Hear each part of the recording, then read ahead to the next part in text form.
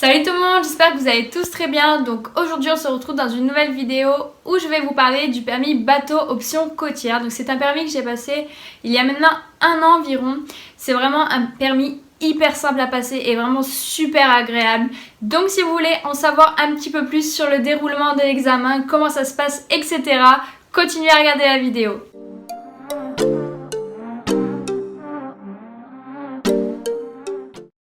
Donc le permis plaisance ou le permis bateau, qu'est-ce que c'est? Alors tout d'abord il faut savoir que c'est un permis qui se passe en deux étapes. La première étape ce sera la partie théorique et la deuxième la partie pratique. Le permis bateau n'est pas obligatoire pour toutes les personnes qui souhaitent conduire un bateau motorisé ayant une puissance moteur inférieure à 4,5 kW, soit 6 chevaux. Par contre, pour toutes les personnes qui souhaitent naviguer avec un bateau avec une puissance plus importante, on sera obligé de détenir un permis de conduire. De même pour les jet skis qui eux aussi rentrent dans la catégorie au-dessus de 6 chevaux. Donc on sera obligé de détenir le permis de conduire. Donc aujourd'hui je vais vous parler du permis bateau option côtière. Donc l'option côtière, qu'est-ce que c'est? Donc c'est un permis qui nous permet de naviguer jusqu'à 6000 d'un abri. Donc on va voir le terme abri et le terme 1000. Le 6000 est égal environ 11 km. Pourquoi? Parce que 1000 c'est le terme de mesure marine tout simplement et que 1000 est égal à 1852 mètres. Ensuite, un abri, qu'est-ce que c'est? C'est un endroit où on peut accoster en sécurité avec tout son équipage, par exemple un port ou etc. Enfin, il y a plein de sortes. Donc voilà, donc ce permis nous permet de naviguer jusqu'à 6000 d'un abri. Donc c'est-à-dire 11 km de la côte tout simplement. Pour les personnes qui souhaiteraient naviguer au-delà de cette distance, il existe une extension du permis bateau côtier qui se nomme le permis hauturier. Donc ce permis hauturier vous permettra de naviguer vraiment en pleine mer et de partir à l'aventure sans aucun frein de distance. Repassons au permis option côtière. Alors tout d'abord, pour pouvoir passer ce permis, il faut être âgé d'au minimum 16 ans et bien sûr être inscrit dans un bateau école. La formation se déroule au minimum de 5 heures de cours théoriques en salle avec un moniteur où celui-ci va vous présenter plein de petites vidéos et vous faire des cours sur ce sujet. Votre formation se déroulera ensuite de minimum 3h30 de formation pratique, dont 2 obligatoirement sur le bateau. Après, ce sont des minimums. Si jamais vous avez besoin de plus de temps, vous pouvez rajouter des cours. Mais en général, c'est un permis qui se passe vraiment très simplement et rapidement. Il est possible de commencer à naviguer avec votre moniteur avant que vous ayez obtenu votre code de navigation. Donc, vous pouvez commencer vos cours de pratique avant d'avoir eu l'examen théorique. Pour l'examen théorique, donc il y a plusieurs façons d'apprentissage. Donc, soit vous préférez aller directement au bateau école en salle pour faire votre code, ou alors vous pouvez faire comme j'ai fait, c'est-à-dire prendre le code Rousseau. Donc le code Rousseau, qu'est-ce que c'est? C'est un site en ligne tout simplement qui propose plein de séries sur le code bateau. Vous avez même des examens blancs, enfin c'est vraiment super pour suivre votre évolution. Donc ça, c'est à vous de choisir.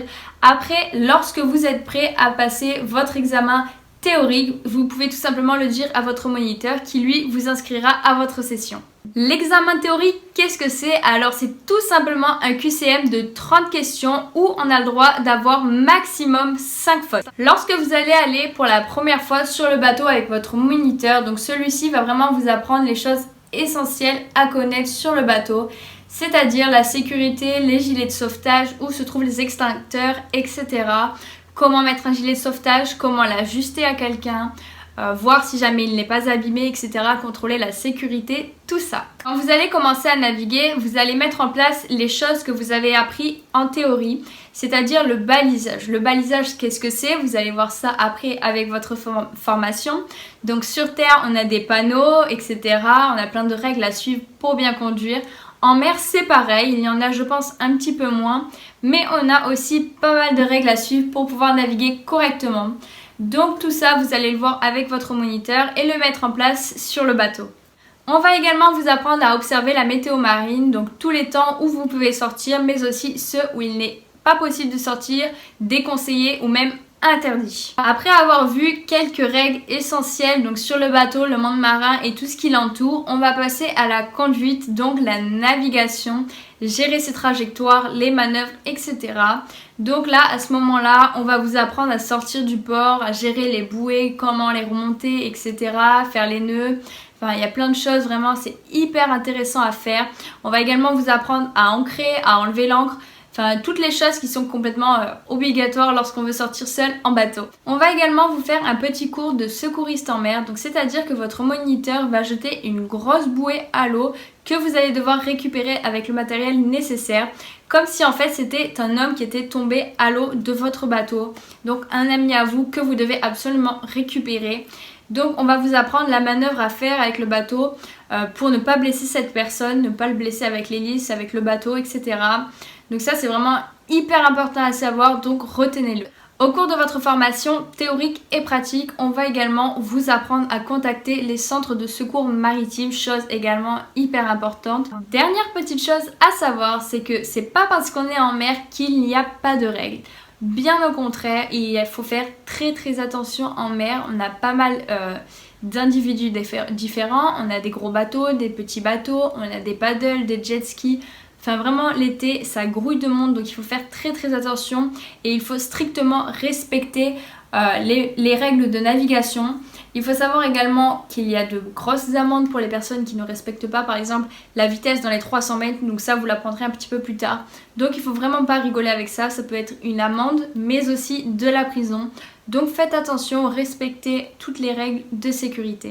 On va également vous apprendre qu'il y a des zones protégées. Et oui, on ne peut pas ancrer son bateau de partout. On a des zones qui sont protégées pour leur faune et leur flore.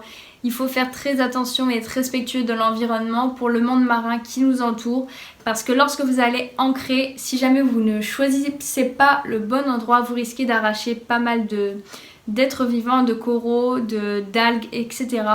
Personnellement, j'habite sur la Côte d'Azur et donc si vous connaissez un petit peu, vous savez qu'il y a pas mal de posidonies. Donc les posidonies, qu'est-ce que c'est?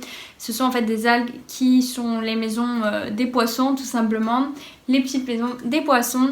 Et lorsque vous ancrez votre ancre à l'intérieur, ça fait d'énormes dégâts et ça prend des années et des années à se reconstruire. Donc en fait, vous risquez d'abîmer vraiment la nature. Donc s'il vous plaît, faites attention à cela. Rincez vos ancres, enfin vraiment... Faites toutes les choses nécessaires pour protéger notre environnement, c'est vraiment super important. Après validation de ces deux épreuves, vous recevrez par courrier votre petit tendre et cher tant attendu, le permis bateau. Donc c'est une petite carte qui se présente comme ceci, tout simplement. À l'intérieur, vous avez votre photo, toutes vos informations personnelles, nom, prénom, date de naissance, etc. Mais aussi le permis sélectionné. Donc pour les personnes qui ont passé juste l'option côtière, ça sera noté avec votre date d'obtention, pardon. Et pour les personnes qui auront le permis également hauturier, pareil, ça sera écrit. Donc voilà, on note un petit peu sur cette carte vos compétences. Donc voilà pour le permis bateau. La vidéo est terminée, donc j'espère vous avoir un petit peu aidé et guidé sur ce qu'est le permis bateau option côtière. Donc c'est vraiment un permis hyper simple à avoir mais surtout hyper rapide. C'est un super moment de partage avec votre moniteur, vraiment, c'est vraiment hyper agréable. Donc j'espère que vous irez le passer, vous l'aurez, ça j'en suis sûre. Sinon on se dit à très vite mes capitaines, bye.